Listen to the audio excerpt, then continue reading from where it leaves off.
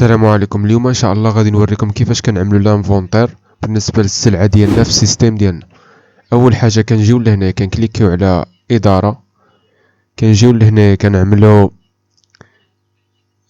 مخزون، وكنجيو كنجبروا البرودويات اللي عندنا وكنبداو. مثلا البرودوي هذا الاول اللي عندنا كيف ما كتشوفوا هنايا واحد اللومب ديال 40 واط.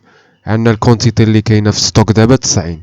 كنحسبوا الكونتيتي اللي عندنا في ستوك ديالنا وكنجيو ديك الساعه اللي كنساليو. مثلا حسبنا الكونتيتي جبرنا مثلا 80، كنجيو كنكليكيو على هاد البوطون هذا اللي هو جارد سريعه وكنعملو 80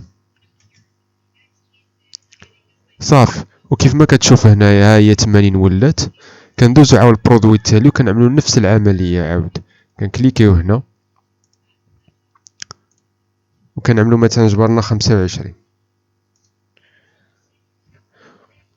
وحتى الا بغينا مثلا هنايا عندنا في السيستم الا بغينا مثلا نعرفوا ليستوريك ديال هذا البرودوي هذا شحال يعني كيفاش دخل وخرج من الستوك، كنجيو كنكليكيو على هنايا تاريخ المخزون وكنعملوا على تحديث وكيعطينا ليستوريك ديالو. ها هو يعني شحال دخل شحال خرج يعني بالتفاصيل، وكل حاجه عندها الدوسي ديالها، النمره ديال الدوسي كيف ما كتشوفوا هنايا.